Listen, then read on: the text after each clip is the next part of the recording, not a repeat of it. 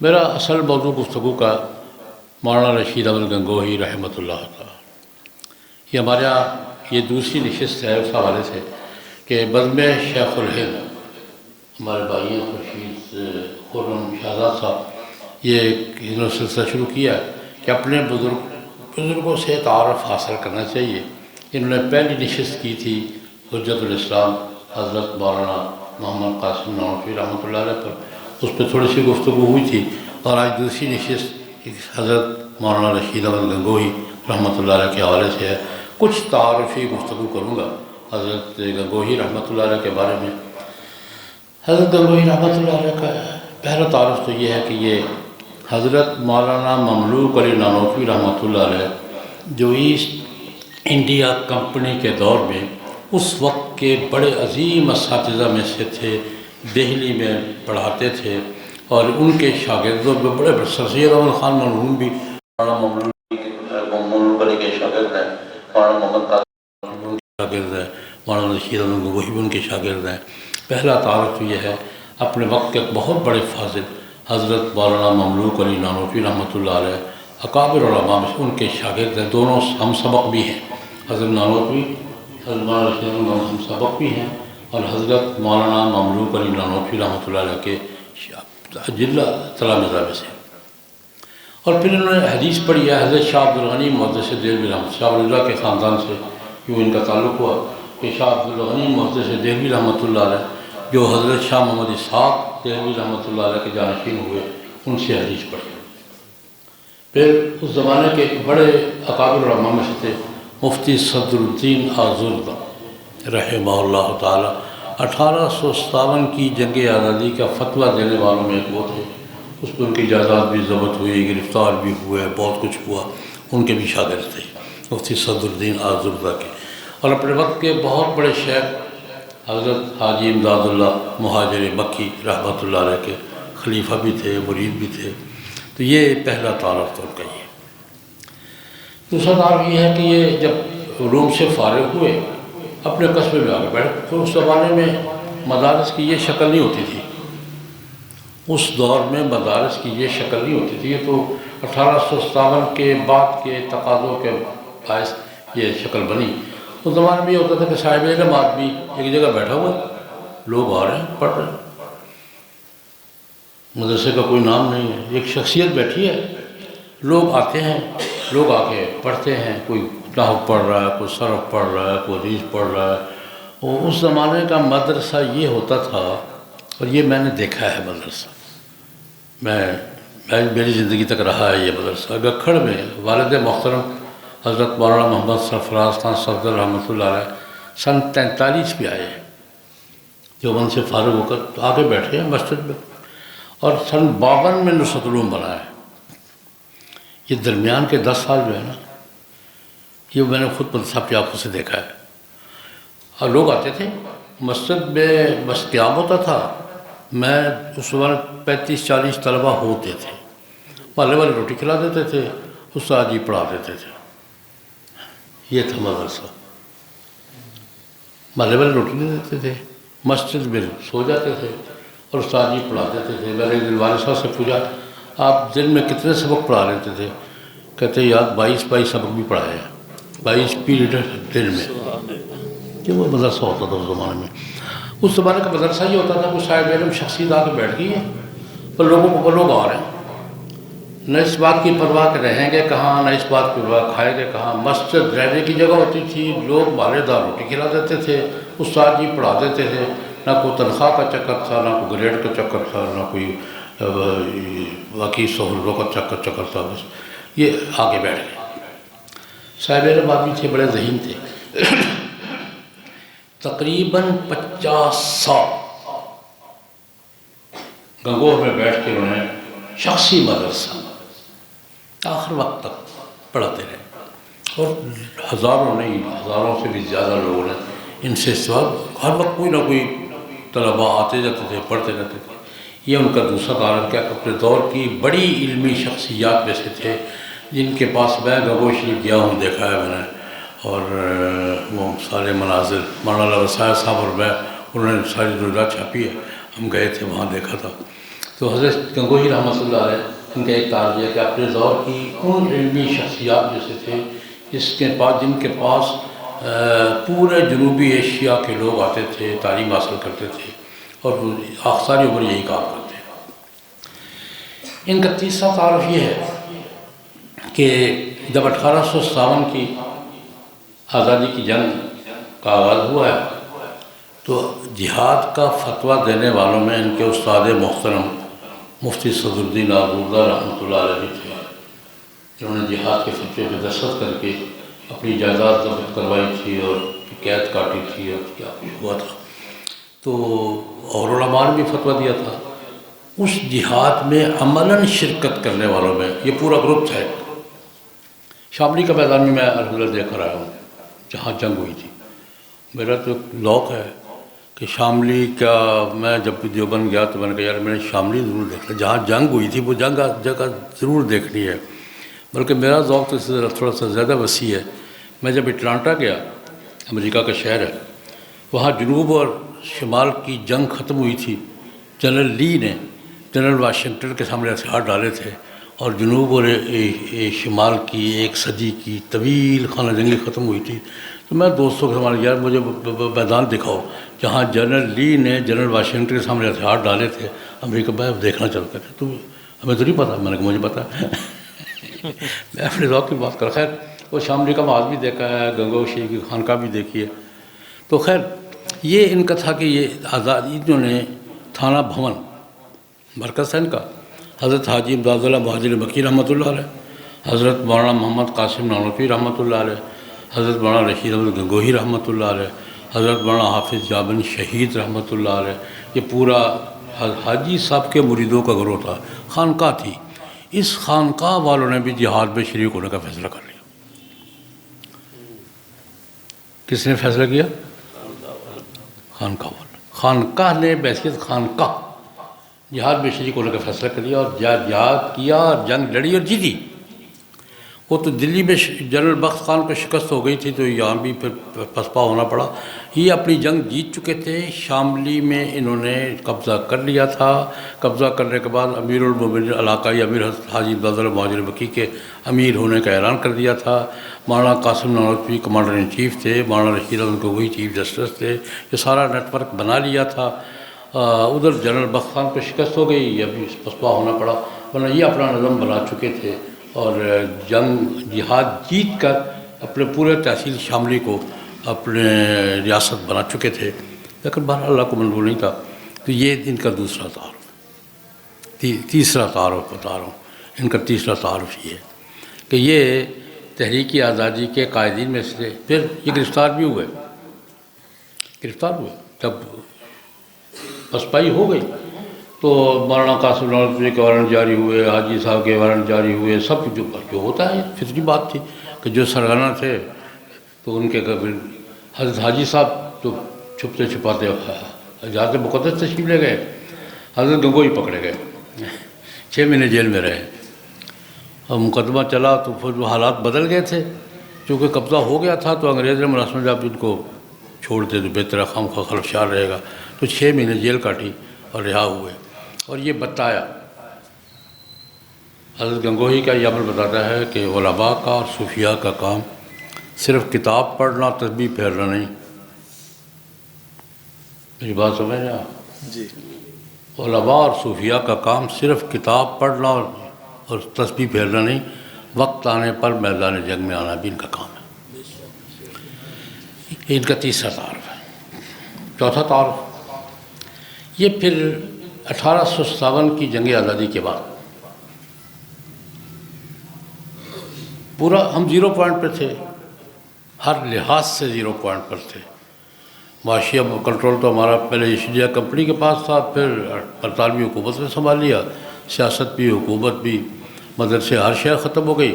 ہم نے نئی قومی زندگی کا آغاز 0 پوائنٹ سے کیا 1857 کے بعد۔ آ گئے تھے اپنے اپنے انداز میں، سر سید مرحوم نے اپنے انداز میں، ہم نے اپنے انداز میں، اپنے SOPs میں، اپنے انداز میں نئے سرے سے آغاز کیا۔ تو اس وقت پھر 2 ضرورت کی چیزیں تھیں۔ ایک تو 1857 میں ہر چیز صاف ہو گئی تھی، تو یہ بات بھی ریکارڈ میں ہے، لیکن میں دوبارہ یاد دلانا چاہوں گا 1857 سے پہلے جو تعلیمی نظام تھا ایک ہی تھا، درس نظامی، اس میں قرآن پاک، حدیث، فقہ، ریاضی اور یہ طب، سائنس جو اس وقت کی سائنس تھی، سب علوم اکٹھے پڑھائے جاتے۔ درس نظامی کا پہلا مدرسہ تھا فرنگی مال کا، اورنگزیب کے زمانے سے شروع ہوا تھا۔ مولا نظام الدین سالوی اورنگزیب کے معاصر تھے، تو اکٹھے سب کچھ پڑھایا جاتا تھا۔ اسی تپائی پر مشکات شریف پڑھائی جاتی تھی، اسی پر اوکلدس پڑھائی جاتی تھی، اسی پر طب پڑھائی جاتی تھی، اسی پر ٹیکنالوجی پڑھائی جاتی تھی، اس وقت کی جو ٹیکنالوجی تھی اسی پر میڈیکل پڑھائی جاتی تھی، تمام علوم اکٹھے تھے۔ لیکن 1857 کے بعد جب انگریز ابرارس آ گیا تو اس نے دو بنیادی فیصلے کیے۔ یہ بات پس منظر کو سمجھیں، انگریز نے دو فیصلے، زبان بدل دی ملک کی۔ پہلے زبان سرکاری کیا تھی؟ فارسی۔ وہ بابر لے کر آیا تھا فارسی، ایران سے بابر لے کر آیا تھا، ہمایوں اور بابر نہیں، ہمایوں لے کر آیا تھا، اور تب سے فارسی زبان سرکاری زبان بھی تھی، عدالتی زبان بھی تھی، قومی زبان بھی فارسی تھی۔ وہ منسوخ کر کے انگریزی لے آئے۔ جب زبان بدلی تو ہر چیز بدل گئی۔ ویسے بھی معاملات میں بھی زبان بدلی تو ہر شے بدلی، وہاں بھی یہی چلتا ہے، زبان بدلی تو ہر شے بدلی۔ زبان جب قوموں میں زبان بدلتی ہے تو ہر شے بدل جاتی ہے۔ فارسی ختم کی، انگریزی آ گئی، اب دفتری نظام چلانے کے لیے، عدالتی نظام چلانے کے لیے اب انگریزی پڑھنی ضروری ہو گئی۔ دوسرا انہوں نے یہ کیا کہ قانون بدل دیا۔ یہاں جب سے مسلمان حکمران تھے تقریباً 1000 سال، فقہ حنفی حکمران تھی، اورنگزیب سے پہلے بھی اورنگزیب کے بعد قانون یہ تھا۔ فقہ حنفی کے تغوری کے زمانے میں بھی، التمش کے زمانے میں بھی، سوری کے زمانے میں بھی، یہ مغلوں کے زمانے میں بھی فقہ حنفی یہاں کا قانون تھا، تو وہ قانون بدل دیا۔ جب ملک کا قانون بدل گیا، زبان بدل گئی، تو تعلیم بھی بدلے گی یا نہیں بدلے گی؟ نیچرل بات۔ انگریزوں نے جو نیا نصاب تعلیم دیا نا، اس میں سے 4 مضمون نکال دیے کہ یہ ہماری ضرورت کے نہیں ہیں۔ قرآن پاک کی ضرورت اب نظام میں نہیں رہی تھی، حدیث کی ضرورت نظام میں نہیں رہی تھی، فقہ کی ضرورت نظام میں نہیں رہی تھی، عربی اور فارسی کی ضرورت نظام میں نہیں رہی تھی۔ یہ 4-5 سبجیکٹ نکال دیے، ورنہ یہ اب جو کہتے ہیں نا اکٹھے کرو، ہم سارے علوم اکٹھے ایسٹ انڈیا کمپنی کے دور میں بھی اکٹھے علوم مسجد میں پڑھاتے رہے یار، ہم پڑھاتے رہے۔ انہوں نے یہ 4-5 مضامین غیر ضروری سمجھ کے نکال دیے، یہ انگریزوں نے نکالے، ہم نے نہیں نکالے، ہم تو پڑھاتے تھے۔ جب نظام ایجوکیشن کا نظام انہوں نے سنبھالا تو نکال دیے 4-5 جو ہماری ضرورت کے نہیں ہیں۔ زبان بدل گئی ہے، قانون بدل گیا ہے۔ اب وہ جو 4-5 علوم نکالے تھے، قرآن، حدیث، فقہ، عربی اور فارسی، ان کی تعلیم کو باقی رکھنے کے لیے یہ چند بزرگ اکٹھے ہوئے۔ انہوں نے مولانا محمد قاسم نانوتوی ہیں، سارا گروپ، یار اس کا بندوبست کرنا چاہیے، گورنمنٹ نے تو نکال دیے، چلو ہم پرائیویٹ پڑھائیں گے۔ میں یہ ہے مطلب جو سبجیکٹس گورنمنٹ نے نکال دیے ہیں وہ سبجیکٹس ہم پڑھائیں گے، پرائیویٹ پڑھائیں گے، مسجد میں بیٹھ کے پڑھائیں گے، چندہ مانگ کے پڑھائیں گے، زکوٰۃ مانگ کے پڑھائیں گے۔ یہ ہے مدرسے کا پس منظر۔ پہلا مدرسہ اس اصول پر بنا دیوبند کا 1866 میں۔ 1857 کے کتنے سال بعد؟ 9 سال۔ ٹھیک ہے یار، ہم پڑھاتے ہیں، یہی پہنچ ہوگی۔ اور اس زمانے میں تقابل بھی تھا عربی اور انگریزی، فارسی، عربی اور انگریزی کا۔ یہ مدرسہ عربیہ کے نام سے شروع ہوئے سارے، انگریزی کے مقابلے میں عربی۔ دارالعلوم دیوبند کا پہلا نام مدرسہ عربیہ ہے، مدرسہ عربیہ دیوبند، بعد میں دارالعلوم بنا۔ تو یہ تقابل وہ تھا کہ انگریزی کے مقابلے میں عربی، اور انگریزی قانون کے مقابلے میں فقہ اور حدیث، یہ پڑھانی ہے ہم نے۔ یہ ان علوم کو باقی رکھنے کے لیے اس سسٹم کی آبیاری جنہوں نے کی 5-7 آدمی ہیں۔ مولانا حاجی عابد حسین ہے دیوبند کے، مولانا فضل الرحمان عثمانی تھے ان کے، اور مولانا محمد قاسم نانوتوی تھے، مولانا رشید احمد گنگوہی۔ اس تعلیمی سسٹم کی بنیاد اور اس کی بیک یہ دو بندے تھے، مولانا محمد قاسم نانوتوی اور مولانا رشید احمد گنگوہی رحمہ اللہ تعالی۔ آخر عمر تک اس سسٹم کے سرپرست رہے ہیں۔ اب یاری کرتے، دو کام کرتے تھے مولانا گنگوہی، یہ بھی آپ مولانا گنگوہی کی کمالات میں ہے۔ دیوبند کے نصاب میں دور حدیث بھی ہوتا تھا، درس علم تھا بھی نہیں۔ یہ جو سیاست سال میں پڑھاتے ہیں نا، اس کو ایجاد کہہ رہے ہیں یا بدعت کہہ رہے ہیں یا بدعت اصلہ کہہ رہے ہیں، یہ مولانا رشید احمد گنگوہی کی بدعت اصلہ ہے۔ اس ترتیب کے ساتھ سیاست کہیں نہیں پڑھائی جاتی۔ دیوبند کا نصاب مکمل کر کے طلباء گنگو چلے جاتے تھے، حضرت کی زیارت بھی کریں گے، حضرت کی خدمت میں رہیں گے بھی، فیض بھی حاصل کریں گے، حدیث بھی پڑھیں گے۔ ایک سال میں سیاست مکمل پڑھانا، اس کا آغاز حضرت مولانا رشید احمد گنگوہی رحمۃ اللہ نے کیا ہے، اور جب تک دیوبند میں دور حدیث ٹاپ پہ نہیں پہنچا، حضرت گنگوہی پڑھاتے رہے۔ دور حدیث کے لیے گنگو ہو جاتے تھے سارے۔ دیوبند میں اپنی تعلیم مکمل کی، اور یہ سیاستہ سیاستہ یہ آپ سیاستہ ہی ہے نا، سیاستہ ایک سال میں تعلیماً پڑھنے کے لیے لوگ حضرت گنگوہی کے پاس جاتے تھے اور وہاں جا کے پھر اپنی تعلیم مکمل کرتے تھے۔ یہ حضرت گنگوہی کا ایک، اور یہ انہی کی ایجاد ہے، انہی کا آغاز ہے، انہی کی سنت مبارکہ ہے۔ الحمدللہ میں نے وہ تفنن کے طور پہ بدعت کہہ دیا تھا، سنت مبارکہ ہے جو آج یہ خواہ دیوبندی ہو، خواہ بریلوی ہو، خواہ حدیث ہو، ان سب کو کرنی پڑتی ہے، کرنا پڑتا ہے، ہو رہا ہے الحمدللہ۔ یہ ان کی سارا فیض ان کا ہے۔ پھر پوری نگرانی کے ساتھ، میں بات بہت لمبی نہیں کروں گا لیکن ایک بات حضرت شیخ الہند کا جو کنٹریبیوشن، کیا لفظ میں نے بولا ہے، اس سارے تعلیمی سسٹم میں حضرت گنگوہی کا کنٹریبیوشن کیا تھا؟ ایک تو یہ تھا، فارغ ہونے والے اپنی تکمیل کے لیے، یعنی برتن بننے کے بعد پالش ہونے کے لیے کہا جاتے تھے۔ برتن بنتے کہاں تھے؟ جو میں پالش ہونے کہا جاتے تھے۔ یہ ایک دوسرا کنٹریبیوشن، میں ایک واقعہ سناؤں گا۔ حضرت مولانا مفتی عبد الواحد صاحب رحمۃ اللہ علیہ ہمارے اکابر میں سے تھے، والد محترم کے استاد محترم تھے، اور حضرت انور شاہ صاحب کے شاگرد میں تھے۔ جامع مسجد میں ایک عرصہ میں ان کے ساتھ ہی آیا تھا، خادم کے طور پر اسی مسجد میں پہلے 12 سال ان کا نائب رہا ہوں، اس کے بعد ان کی وفات کے بعد تو بہرحال 52 سال مجھے بھی ہو گئے الحمدللہ۔ تو حضرت مفتی صاحب نے ایک واقعہ سنایا، وہ میں آپ کو لکھ بھی چکا ہوں لیکن آپ کو سنا بھی دیتا ہوں۔ یہ وہ اس دور کی بات ہے، حضرت مولانا محمد قاسم نانوتوی رحمۃ اللہ علیہ کے بعد دارالعلوم دیوبند کے محتمم تھے ان کے فرزند ارجمند حضرت مولانا حافظ محمد احمد صاحب،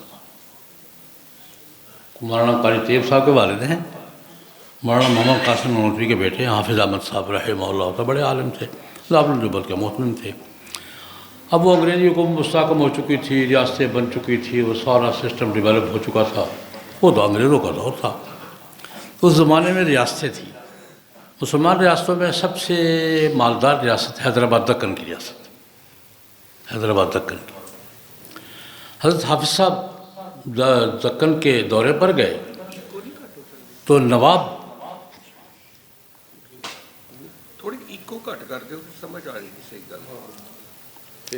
میری بات سمجھ میں آ رہی ہے کہ وہ دور وہ تھا، اس دور میں حضرت حافظ صاحب بحیثیت محتمم دارالعلوم دیوبند وہ حیدرآباد دکن کے کسی سفر پہ گئے تو نواب صاحب سے ملاقات ہوئی، جو نواب تھے وہاں کے۔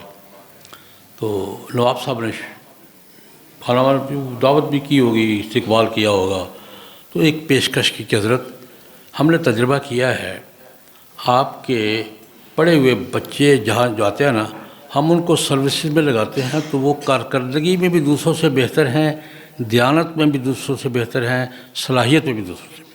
یہ ہمارا تجربہ ہے، دیانت میں، صلاحیت میں، کارکردگی میں، باقی اسکولوں سے وہ یہ بہتر ہے۔ کام بھی اچھا کرتے ہیں، دیانتداری سے کرتے ہیں. تو مجھے یہ خواہش پیدا ہوئی ہے کہ اگر آپ ایسا ہمارے ساتھ معاہدہ کر لیں، جتنے فارغ کو ہمارے پاس بھیج دیں، ہم ان کو ملازمتیں دیں گے. ریاست ہی بہت بڑی، ہم ان کو سروسز دیں گے، ملازمتیں دیں گے، اور آپ کا خرچہ سارا ہم دیں گے. آپ ہمارے ساتھ معاہدہ کر لیں. نواب حیدرآباد دکن نے پیشکش کی. حضرت حافظ صاحب، زمانہ اچھا تھا، یہ دے چار بزرگوں سے پوچھ لیں پہلے. یہ ٹھیک ہے جناب، میں لاؤ جی دستخط کرتا ہوں. نہیں، بزرگوں سے پوچھ لیں. آیا، میں آپ کو بعد میں جواب دوں گا.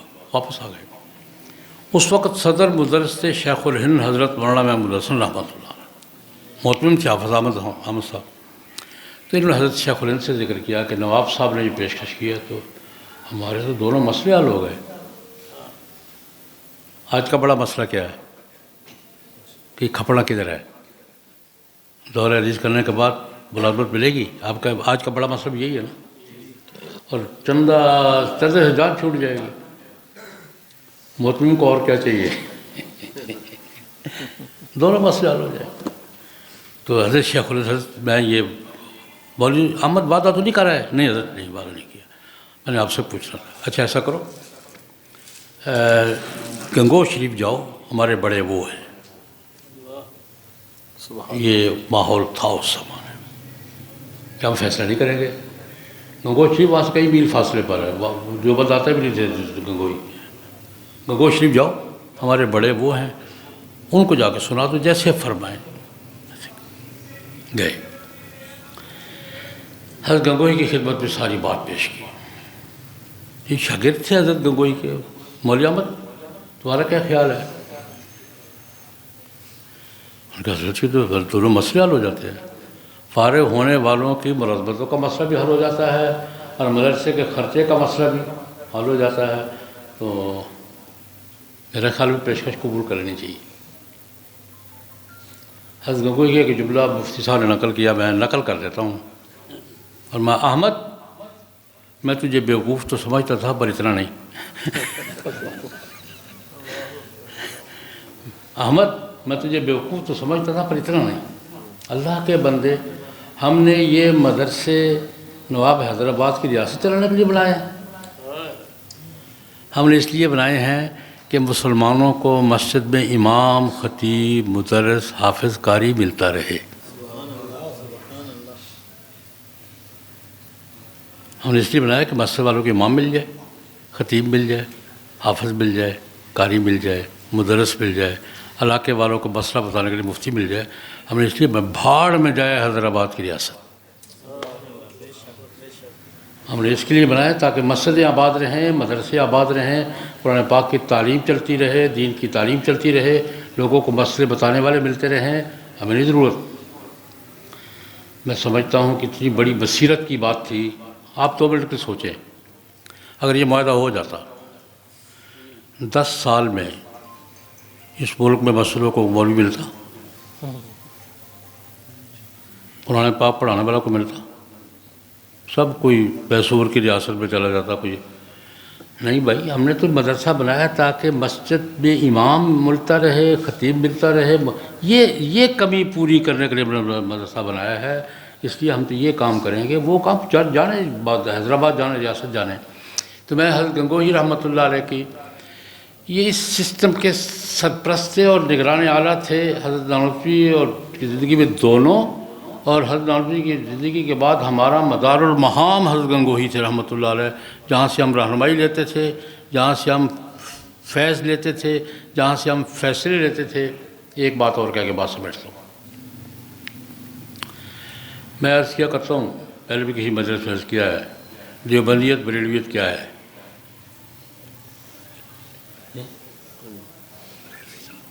دیوبندیت بریلویت کیا ہے؟ 1857 کے بعد مسائل کی تعبیرات میں جو رنگ اختیار کیا حضرت مولانا احمد رضا خان صاحب نے، وہ بریلوی بن گئے. جو رخ اختیار کیا مولانا رشید احمد گنگوہی نے، وہ دیوبندی بن گئے. 1857 کے بعد مولانا احمد رضا خان کا اپنا رخ تھا، مسائل کی تعبیر فتوے کا ان کا اپنا رخ تھا. اس رخ پر جو ہے وہ دیوبندی بن گئے، ادھر جو چلے گئے بریلوی بن گئے. یہ تقسیم ہے ساری. مین شخصیتیں دو ہیں، ادھر مولانا احمد رضا خان، ادھر مولانا گنگوہی. ایک بات یہ ذہن میں رکھیں، تقسیم بنیادی یہی تھی کہ جو تعبیرات ان کی تھی ان پہ چلنے والے وہ جن کے چلنے والے ہیں. دوسری بات ہمارے دیوبندیوں میں بھی یہ بات ذہن میں رکھیں، ایک دائرہ ہے عقائد کی تعبیرات کا اور جدید چیلنجز کے سامنا کرنے کا. مسائل پیدا ہوتے رہتے ہیں. ہمیں آج کس فکر کا سامنا ہے؟ مغربی فکر کا، ہیومنزم کا، فیمنزم کا. ہمیں سامنا ہے مغرب کی مادر پدر آزاد جمہوریت کا. ہمیں سامنا ہے مغرب کے سیکولرزم کا. یہ سامنا ہے. متکلم اسے کہتے ہیں جو وقت کے مسائل کو ڈسکس کرتا ہے اور اسلام کی تعبیر کرتا ہے. متکلم اس کا نام ہے جو وقت کی ضروریات اور مسائل کو محسوس کرے، ڈسکس کرے اور اس میں اس دور کے حوالوں سے یہ اسلام کی تعبیر کرے. اور فقیہ کسے کہتے ہیں؟ جو فقہ کی بنیاد پر مسائل کا حل بتائے. یہ دونوں دائرے الگ الگ ہیں. ہمارے متکلم اعظم سے مولانا محمد قاسم نانوتوی اور فقیہ اعظم سے مولانا رشید احمد گنگوہی. سبحان اللہ. متکلم وہ تھے اور قوال کی بات تھی. اس زمانے میں جو بھی مسائل اعتقادی کلامی تھے ان کو ڈسکس کیا اور مناظرے کیے. انہوں نے یہ جانت سرسوتی سے مناظرے کیے، فنڈر سے آمنا سامنا ہوا، مختلف باتوں پر دین کا دفاع اور وقت کے تقاضوں کے مطابق دین کی تعبیر. یہ کس نے کی ہے؟ ہمارے متکلم کون تھے؟ حضرت مولانا محمد قاسم نانوتوی. ایک مستقل موضوع ہے، جب ان پہ بات ہوگی تو پھر. دوسری میں نے کچھ بات کی بھی ہے. اور مسئلے فقہ شریعت کی بنیاد پر مسائل کا حل بتانا یہ کس کا کام ہے؟ فقیہ کا. ہمارے فقیہ اعظم تھے حضرت مولانا رشید احمد گنگوہی رحمۃ اللہ علیہ. متکلم اعظم تھے حضرت مولانا محمد قاسم نانوتوی رحمۃ اللہ علیہ. اور ہمارے صوفی اعظم اور ہمارے روحانی پیشوا کون تھے؟ حضرت حاجی امداد اللہ مہاجر مکی رحمۃ اللہ علیہ. ان تین بزرگوں کی تکون کا نام دیوبندیت ہے. سبحان اللہ. یہ تین بزرگوں کی تکون کا نام دیوبندیت ہے اور ہم ان کے نام لیوا ہیں. ان کے تو میں نے ہلکا سا تعارف ہی گفتگو کی ہے. اللہ پاک ان کے درجات بلند سے بلند تر فرمائے. اور ہمیں میں ایک بات کہہ کے بات ختم کروں گا. میں طلباء سے اور رواء سے عرض کیا کرتا ہوں، عقیدت تو ہمیں ہوتی ہے بزرگوں سے، ہے یا نہیں ہے؟ نعرے بھی لگاتے ہیں. ایک جملہ اور اضافہ کرو، جن بزرگوں کے نام سے ہم اپنا تعارف کرواتے ہیں،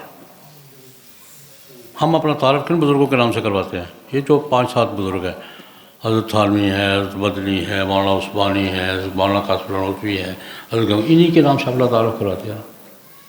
نہیں، اگلی بات بھی کہتے ہیں انہی کے نام سے عزت بھی حاصل کرتے ہیں. ہمارا معاشرتی اسٹیٹس، عزت کن کے نام سے ہوتی ہے؟ ان کے نام سے. ان کو پڑھ بھی لیا کرے یار بس. جن بزرگوں کے نام سے اپنا تعارف کرواتے ہیں، جن بزرگوں کے نام سے عزت حاصل کرتے ہیں، نہیں، جن بزرگوں کے نام سے کھاتے ہیں. جن بزرگوں کے نام سے ہم کھاتے ہیں ان کو پڑھ بھی لیا کرے بس. پھر یہ درخواست ہے، ان سے نعرے بھی لگائیں، ان کے جذبات کی اظہار بھی کرے، کو کچھ پڑھ بھی لیا کرے کہ تھے کون، کیا کیا تھا، تاکہ ہم بھی کچھ نہ کچھ کر سکیں. وآخر دعوانا ان الحمدللہ.